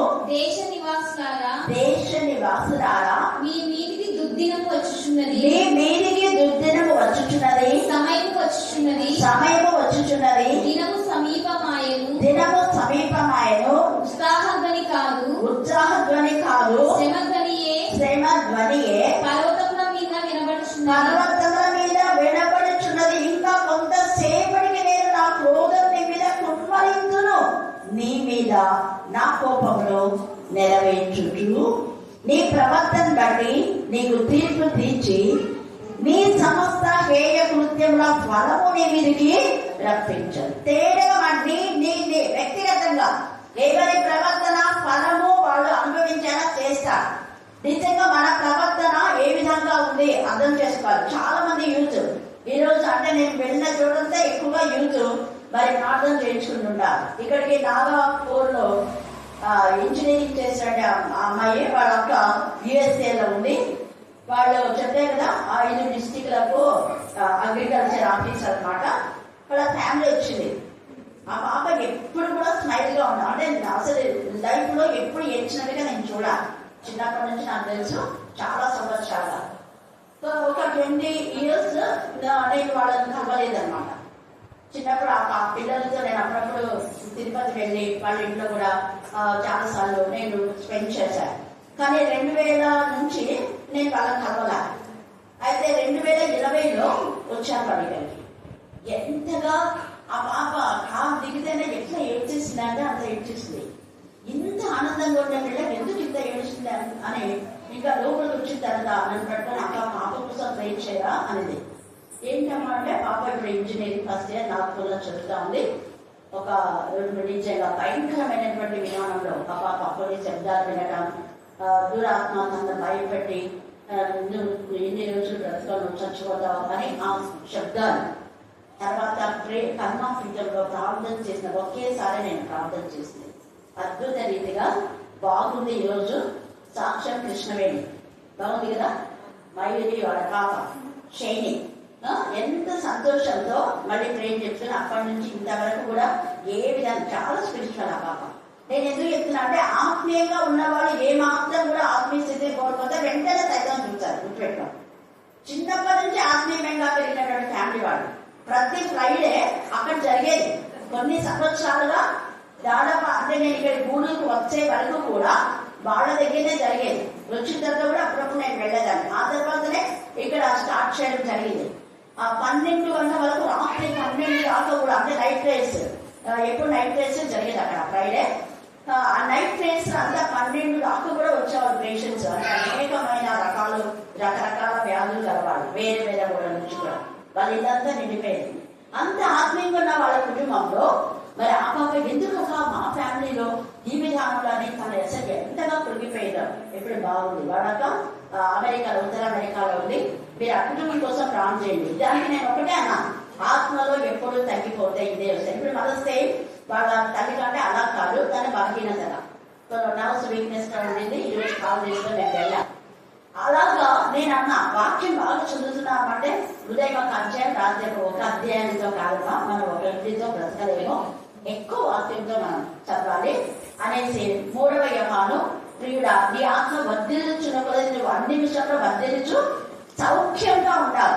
ఆత్మ ఎంత వర్ధిలతో ఇంకా మనం ఏం చెప్పనవసరం. మళ్ళీ మీ అందరితో చెప్తున్నా, మీరు ఎంత వాక్యం వింటారో, రోజు ఎంత వింటారో, రోజు ఎంత ఎక్కువ చదువుతారో, రోజు ఎంత ధ్యానం చేస్తారు, రోజు ఎంతమందికి దేవుడి గురించి ప్రకటిస్తారు, అన్ని బ్లెస్సింగ్స్ వస్తాయి. కొలత లేకుండా ఎవరి ప్రవర్తన ఫలం దేవుడు అందిస్తారు. గుర్తుపెట్టుకోండి.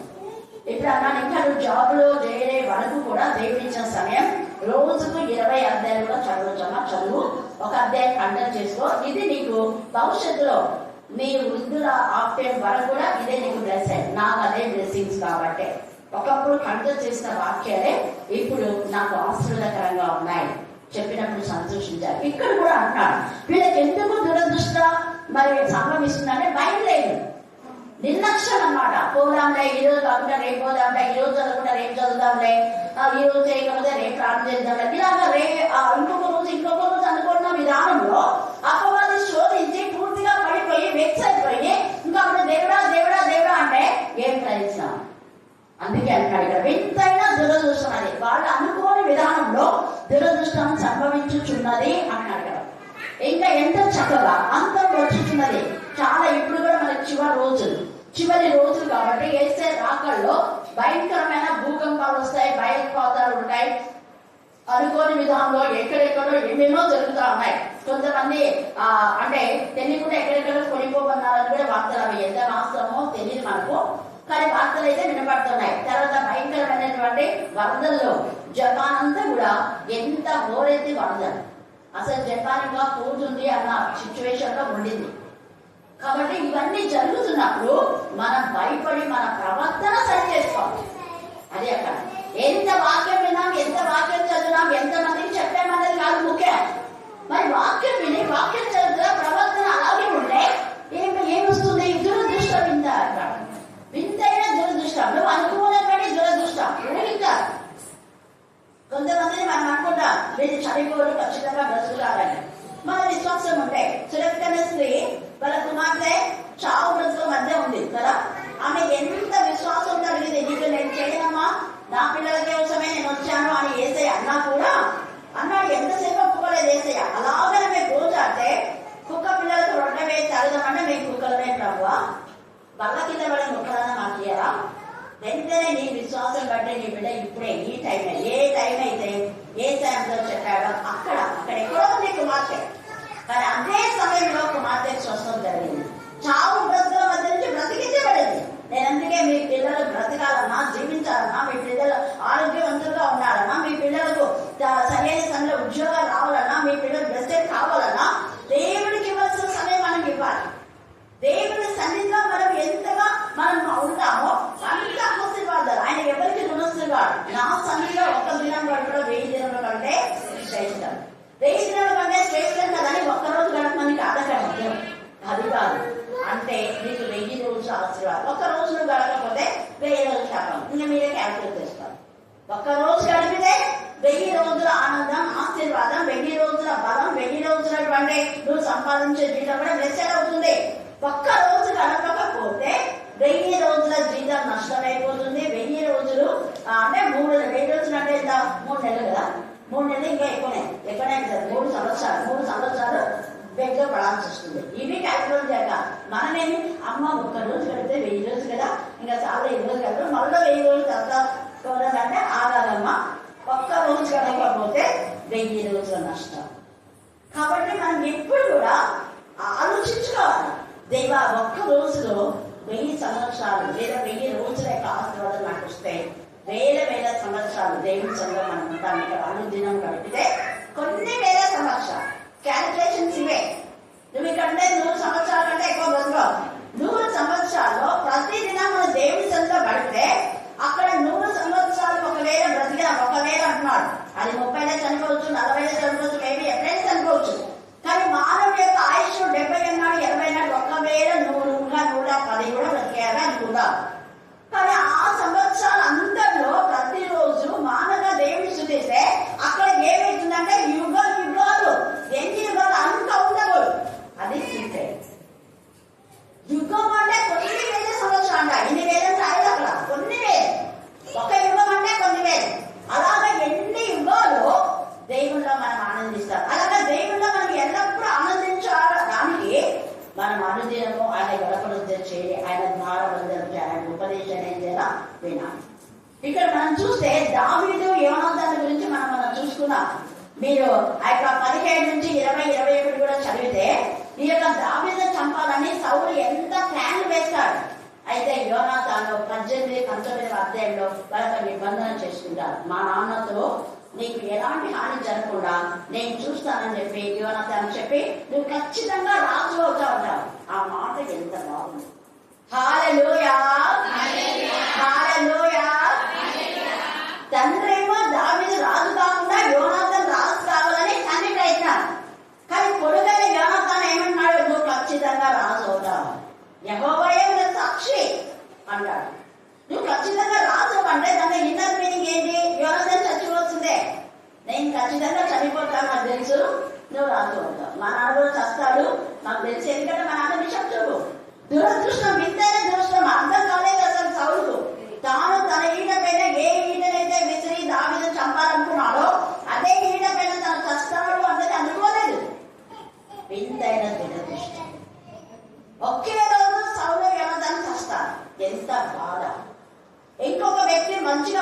అబ్నేరని అతని కోసం కూడా దావీదు వెయిట్ చేస్తాడు.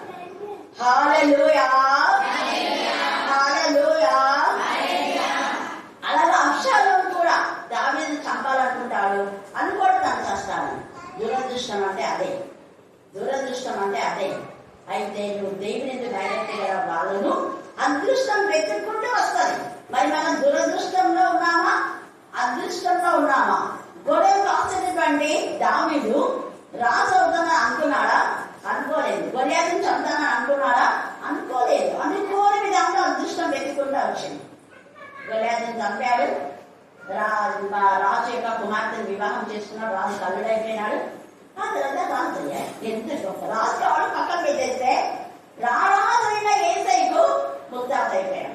హల్లెలూయా హల్లెలూయా. ఎంతైనా అదృష్టం. అయితే ఇక్కడ సౌలు రాజుకేమో దురదృష్టం, ఎంతైనా దురదృష్టం. నిజంగా యోనాతాను చెప్పారు, నీ సంతతికి నా సంతతికి ఎప్పుడు ఒక నిబంధన ఉండదు కాక అని అనుకుంటాను. 20వ అధ్యాయము 41 నుంచి 42 దాకా చదవాలి. మొదటి సమూయేలు 20 41 నుంచి 42. వారు వెళ్ళిపోయిన వెంటనే దావీదు దక్షిణపు దిక్కు నుండి బయటకు వచ్చి చూడండి, యోనాతానుకు 3 మార్లు సాష్టాంగ నమస్కారం చేస్తాడు. చేసిన తర్వాత వారు ఒక్కరినొకరు ముద్దు పెట్టుకోవచ్చు ఏడ్చినారు. వాళ్ళు ఎంత ప్రేమ అంటే అంత ప్రేమ. యోనాతాను దావీదు హృదయం కలిసిపోయింది. ఒక భార్య భర్తల కంటే ఎక్కువ, అన్నదమ్ముల కంటే ఎక్కువ, అక్క చెల్లెల కంటే ఎక్కువ. సొంత తండ్రి కడుపులో పుట్టలేదు.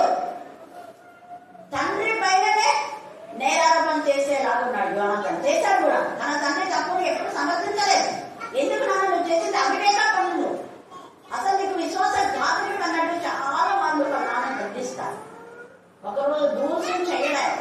ఇంకా ముందు అదే చదివితే చంపాలని ఎప్పుడైతే సౌలు అనుకుంటాడో ఆ విషయం తెలిసినప్పుడు అమావాస్య కదా భోజనానికి రాలేదన్నప్పుడు చంపాలని ఈటే ఇచ్చినప్పుడు వెంటనే చంపాలనుకున్నాడని తెలిసి అన్నం తినకుండా వెళ్ళిపోతారు అక్కడ. చూడండి యోనాతాను ఎంత ఖర్చు పెట్టుకుంటారు. దావీదు రాజు అవుతాడని తెలుసు. తన యొక్క స్వార్థం లేదు. నిజానికి రాజు కావాల్సింది దావీదే. ఫిలిష్తీయులందరినీ అక్కడ నిజంగా వాళ్ళ చేతిలో నుంచి కాపాడినటువంటి వ్యక్తి వాళ్ళ నాన్న కాపాడలేదు, ఎవరు కాపాడలేదు. యాక్చువల్ గా రాజు ఉండే అర్హత దావీదుదే. న్యాయయుక్తంగా ఆలోచించాలి, తను రాజ్యం గురించి ఆలోచించాలి. అందుకే ఇక్కడ ఏడ్చిస్తున్నారు ఇద్దరు. అప్పుడు దేవుడే మనకు సాక్షి అన్నాడు. 42 మీరు చదివితే అక్కడ దేవుడు నీకు నాకు సాక్షి అనే మాట ఉంది. తర్వాత చదువుకోండి. అదే 20వ అధ్యాయం 34లో ఉంది. తర్వాత మొదటి సమయాలు 17వ అధ్యాయం 7వ వచనం 10వ వచనం 14వ వచనం కూడా చదువుకోండి. ఎవరి ప్రవర్తన ఇక్కడ యోనాతాను యథార్థంగా ప్రవర్తించి యెహోవాయే మనకు సాక్షి అన్నాడు. నీ సంతతికి నా సంతతికి ఆయన తోడన్నందుకు వాళ్ళ సంతతికి తగిన ప్రతిఫలం దేవుడిచ్చాడు. ప్రవర్తన ఫలం. యోనాతాను యొక్క ప్రవర్తన ఫలంను దేవుడు చూస్తే యోనాతాను తర్వాత తన కుమారుడు మెఫీబోషెతు దేవుడు రాజు ఆలోచించాడు. హల్లెలూయా హల్లెలూయా. సౌలు ఇంటి వల్ల ఎవ్వలేరు, అందరూ నశించిపోయారు. దావీదు అంటాడు, వెతుకుంటాడు దావీదు. ఎంత ప్రేమ చూడండి. తన శత్రువు అయినా కూడా సౌలు ఇంటి వాళ్ళు ఇక్కడ యోనాతాను అన్నాడు, ఇక్కడ మీరు సౌలు యొక్క కుటుంబీకులో ఎవరైనా ఉన్నారా నేను వేచేయడానికి. ఎంత మంచి మాట అన్నమాట. ఉన్నారాయ్ గారు యోనాతాను గారి కుమారుడు అందరు చెప్పుకొని పోతుంటే వాళ్ళు వెళ్ళిపోయింది, గుంజాడైపోయినా తీసుకురావాలి. మెఫీబోషెతు నేను అలాంటి వాళ్ళని కుక్కలాంటి వాళ్ళందరూ జ్ఞాపకం చేస్తున్నా రాజా అని అన్నప్పుడు వాళ్ళు అన్నది, మీ నాన్న నాకు పెట్టిన విషయం నేను ఈరోజు బ్రతికానంటే మీ నాన్న. నువ్వు ఎప్పుడు రాజానే ఉండాలి, రాజకుమారుడు. నా బల అయితేనే భోజనం చేయాలి. ఎంత ప్రేమ యోనాతాను యొక్క కుమారుడు అంటే సంతోషం పడలేకపోయింది దావీదు. ఇలాగ దేవా నేను కృతజ్ఞత చూపించుకోవడానికి, లేకపోతే దుఃఖిస్తున్నాను అయ్యో నేను ఎలాగో కృతజ్ఞత చూపించాలి. మనం కూడా చేసిన వేళ్లకు ప్రతిగా కృతజ్ఞత కలిగి ఉండాలి. దేవుడు మన నుంచి కోరేది అదే. దేవుడి పిల్లలు ఎప్పుడు దేవుడికి కృతజ్ఞత కలిగి ఇన్ని రోజంతా మనకి ఇంత పై చేస్తే, రోజంతా మనం కాపాడితే, రోజంతా మన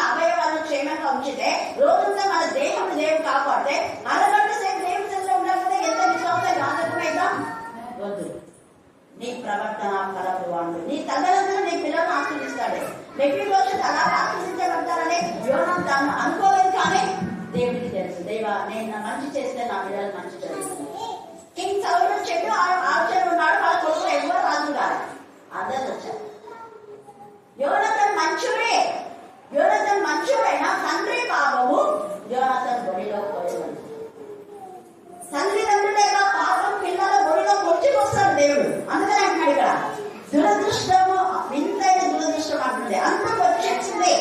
ఎందుకంటే మీ ప్రవర్తన ఫలం మీరు అనుభవిస్తారు. ఎందుకు? 3వ వచనం అంటాడు, నా కోపము నీ మీద తెప్పించు, నీ ప్రవర్తనను బట్టి నీకు తీర్పు నేను కోపం చేసేది. ఫరో ప్రవర్తన క్షమించరానిది, అందుకని దేవుడు తీర్పు తీర్చేది. మొత్తం వాళ్ళందరూ కూడా సెకండ్లో సముద్రంలో నాశనం అయిపోయారు. నాశనం ముందు నశించాల్సిందే, అది దేవుడి యొక్క తీర్పు. ఎవరైనా నాశనం చేయాలి అని అనుకుంటే వాళ్ళు నశిస్తారు ఖచ్చితంగా. అలాగే హేరోదు కూడా అలాగే క్రూరమైనటువంటి ప్రవర్తన. తండ్రినే చంపాలనుకున్న అంశాలను చచ్చాడు.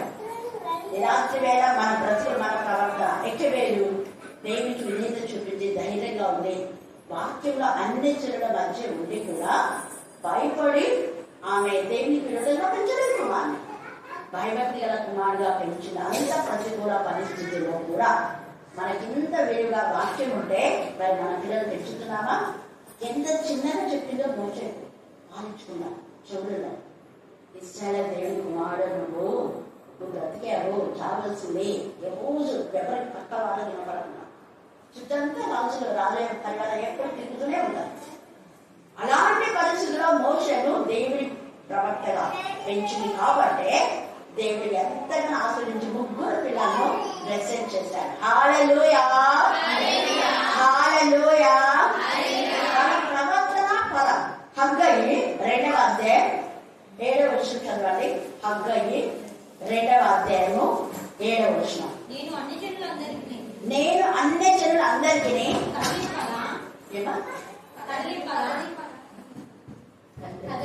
కదలింపగా అన్ని జనులందరి యొక్క ఇష్టవస్తులు తేవడం. ఇష్టవస్తులు అంట. అన్ని జనులు ఏవేవో బంగారుతో, వెండితో, ఇత్తడితో, కంచుతో తీసుకున్నటువంటి ఆ బొమ్మలన్నీ తేబడతాయంట. ఒకరోజు ఈ రోజు నేను దేవుడిని పూజిస్తున్నావు, ఒకరోజు అదే దేవుడు నీకు దేవుడు తీర్పు తీర్చుకుంటా. నువ్వు వాళ్ళిచ్చారు, వీళ్ళిచ్చారు, సాయంత్రం అని చెప్పేసి ఇంట్లో 20,000, 10,000, 5,000, 3,000, 2,000 పెట్టి కడప కింద, గడప పైన, గుమ్మముల పైన, ఎక్కడెక్కడో మూలకు దాచిపెట్టినవన్నీ కూడా దేవుడు బయటికి తీసుకొస్తాడు. పాపాన్ని బట్టలు వెళ్ళేస్తాడు. ఇష్ట వస్తువులన్నీ కూడా నువ్వు ఎక్కడెక్కడ చేతి పని చేసేవో, ఎవరికి హాని చేసేవో, ఎవరెవరి దగ్గర నక్షత్ర జాతర దగ్గర ఏమేమి నువ్వు మంత్రాలు తంత్రాలు చేసేవేమో, నువ్వు ఎక్కడ తెలియకుండా కనపడకుండా నువ్వు అంతాలు కట్టుకున్నావేమో, అంతాలు తంత్రాలు మంత్రాలు అన్ని పెట్టొచ్చేస్తాయి. నువ్వు అంతాలు తంత్రాలు చేసి సిగ్గుడకుండా దేవుడి మందిరంలో ఎలాగ దేవుడు పని చేశావన్నాడు.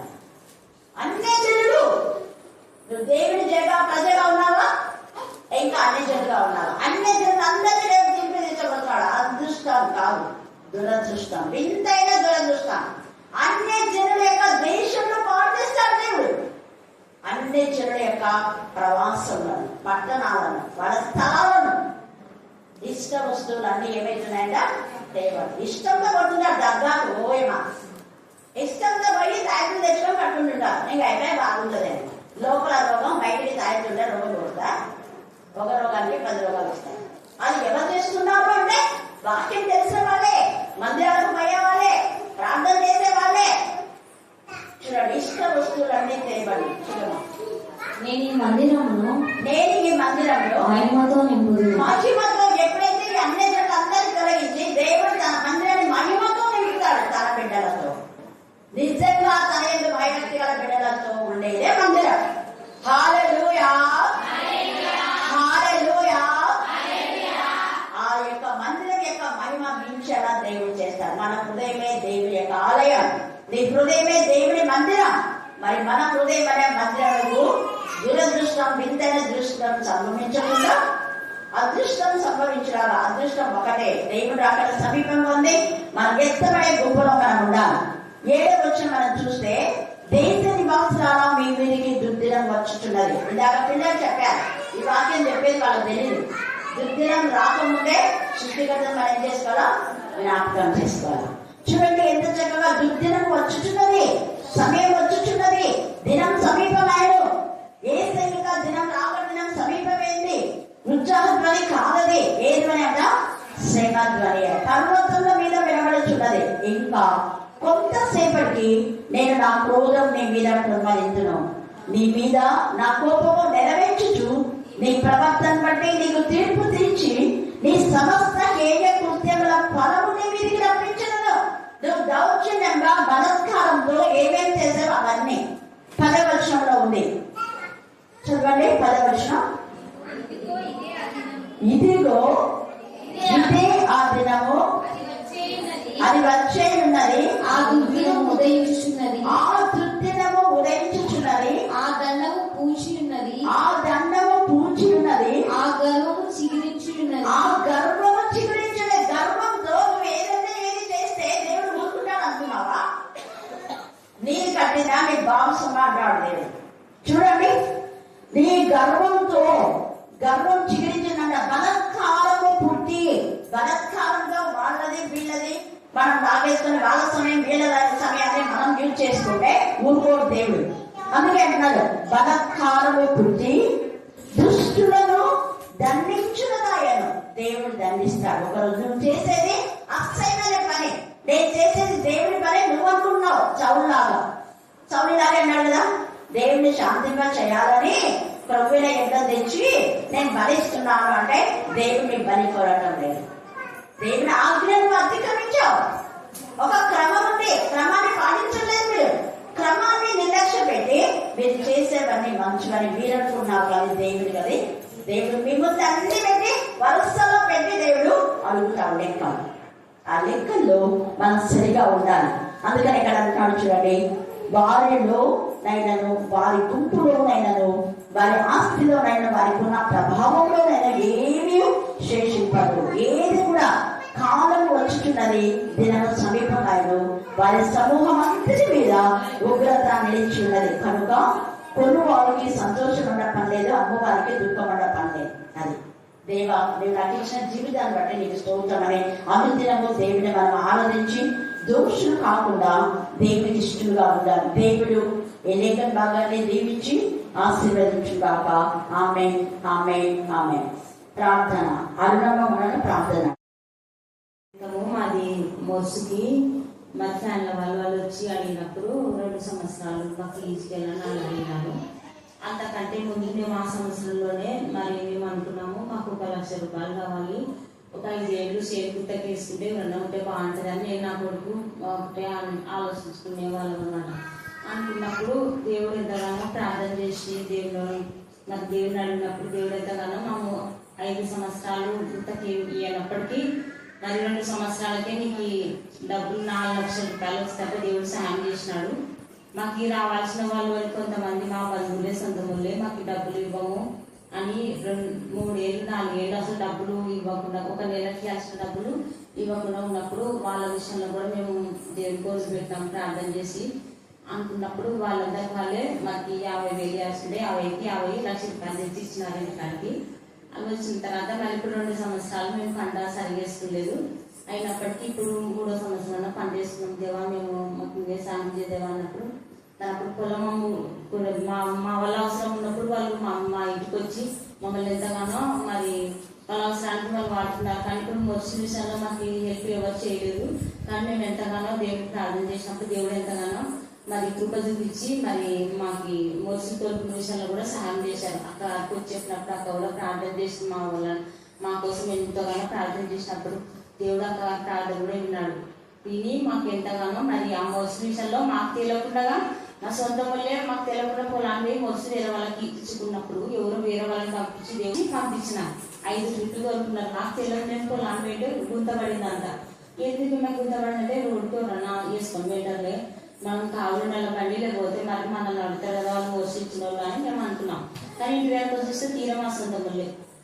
తర్వాత వాళ్ళని అరిస్తే మనం ఇప్పుడు తర్వాత మాకు డబ్బులు తెచ్చిచ్చినారు, కొంచెమే ఒక పావులంతా తెచ్చిచ్చినారు. అయినప్పటికీ మరి తర్వాత ఏం దేవా నువ్వే మాకు సాయం చేయదేవా, మాకు 20,000 వస్తే బాగా పొలం శుభ్రం చేసుకుంటే అలాగే దేవా అని నాకు మనకు ప్రార్థన ప్రార్థన చేస్తున్నప్పుడు ఆయన వచ్చి అరటి మాకు 20,000 అని మేము అనుకుంటే ఆయన 35,000 మాకు చేర్పించినాడు. ఎంతగానో అంత చేతి అన్ని శుభ్రం చేసి ఇచ్చినాడు. మా పంట వేసుకోవచ్చు. ఇప్పుడు ఈ రోజు కూడా మేము పొలాన్ని వెళ్ళి ప్రార్థన చేసుకొని మరి పొలంలో రాళ్ళు అన్నీ వేసుకున్నాము. కానీ ఎప్పటికైనా దేవుడిని మరి ప్రతి విషయంలో మా ఇద్దరం కలిసి ప్రార్థన చేసుకున్నాము. అదంతా సహవాసం ఎక్కడికి వచ్చిందంటే మరి ఆత్మీయ కళ్యాణక్క గారిగా మమ్మల్ని వల్ల నేర్చుకునగలం. ప్రతిదీ మనం ప్రార్థన చేసుకొని మనం మొదలు పెట్టినప్పుడు దేవుడు ఎంతగానో ఇవాళ కాకపోయినా రేపైనా సహాయం చేస్తాననే విశ్వాసం నాకు బలపడింది. మరి మా విషయంలో మాకున్న అవసరాలలో ఎట్లా తీర్చేదేవా ఈ నెల జీతం రాలేదని నేను దేవుని అనుకున్నప్పుడు ఆయన ఎంతగానో మళ్ళీ సగం అసలు మోసి తోలకుందే మాకు కొంచెం డబ్బులు ఇచ్చాడు. తోలినాక మళ్ళీ అంతా మొత్తం ఇచ్చినాడు. మాకున్న అవసరాలన్నీ తీరిగా మాకు డబ్బులు వెళ్ళినాయి. కాబట్టి దేవుడికి ఎంత స్థుతించినా తక్కువే. దేవుడి సాక్ష్యం దీవించిందంట. అక్కగా నీ పాదములకు వందనాలు, స్తుతులు, స్తోత్రములు చెల్లిస్తున్నామయ్యా. అక్కడ చెప్పినైనా ఆత్మీయ మాటలైనా ప్రతి బిడ్డలో వేసుకునే జ్ఞానాన్ని నేర్పించండి, సహాయం చేయండి అయ్యా. దేవా, భయంకరమైన దినాలు వస్తుండగానైనా ప్రతి బిడ్డతో మీరే మాట్లాడండి, సహాయం చేయండి అయ్యా. ఈ రాత్రికాల సమయంలోనైనా ఇంకానైనా హింసవ్వాలనైనా మా జీవితాలను మేము పరీక్షించుకొని నిన్ను ఆరాధించే జ్ఞానాన్ని నేర్పించండి, సహాయం చేయండి అయ్యా. నీ పాదంలో వందనాలు, స్తుతులు, స్తోత్రములు చెల్లించుకుంటున్నామయ్యా. ఎక్కడ ఇద్దరు ముగ్గురు కూడి నా నామాన్ని ధ్యానించలో వారి మధ్య నిండుదలని సెలవుచున్నా దేవా. మా మధ్యలో మీరే ఉండి నైనా మహిమ పొందమని అడుగుతున్నామయ్యా. దేవా, నైనా నా మందిరానికి పోయినప్పుడు మీ ప్రవర్తన జాగ్రత్తగా చూసుకోనని సెలవుచున్నా దేవా. దేవా, ప్రతి బిడ్డ హృదయంనైనా ఏ విధంగా ఉందోనైనా నీకు మాత్రమే తెలిసిన ప్రభా, నీ కృపలో జ్ఞాపకం చేసుకుని అడుగుతున్నామయ్యా. దేవా, ఎంతమంది బిడ్డలకైతేనైనా ఎన్ని సమస్యలున్నావునైనా ప్రతి సమస్యనైనా నెరవేర్చమని అడుగుతున్నామయ్యా. దేవా, నీ చిత్తానుసారంనైనా ఇంకా మంచి వాతావరణాన్ని దయచేయండి, సహాయం చేయడయ్యా. ఇటువంటి కూడికలు ఎక్కడెక్కడైతే జరుగుతున్నావో అక్కడ మీరుండండి, సహాయం చేయండి. దేవా, ప్రతి యవనస్తుని యవన కుమార్తెనైనా దీవించండి, ఆశీర్వదించండి. దేవా, ఇక్కడనైనా మేము ఎంతో మంది కూడి ఉండగా చిన్న మందగా కూడుకొని నిన్ను ఆరాధిస్తున్నా నీ కృపలో జ్ఞాపకం చేస్తున్నాయా. ఇంకా నీ శక్తిని, నీ బలాన్ని, నీ జ్ఞానమును దయచేయడయ్యా. ఇంకానైనా ఎన్ని గ్రామాలు, ఎన్ని దేశాలు, ఎన్ని పనులు తిరుగుతుందన్న ప్రభావం దేవా, ఆలస్యమైనప్పటికైనా నీ శక్తితో, నీ ఆత్మతో, నీ పరిశుద్ధాత్మతో నింపండి, సహాయం చేయండి నైనా. నీ పాదములకు వందనాలు, స్తుతులు, స్తోత్రములు చెల్లిస్తున్నామయ్యా. నీకే వందనములు, స్తుతులు, స్తోత్రములు చెల్లించుకుంటూ ఈ రాత్రినైనా ఈ చిన్న మందరిని దీవించి ఆస్వాదించమని నీ నామానికి మహిమ, ఘనత, కీర్తి, ప్రభావం కలిగించుకోమని యేసు పరిశుద్ధ నామమున ప్రార్థిస్తున్నాము.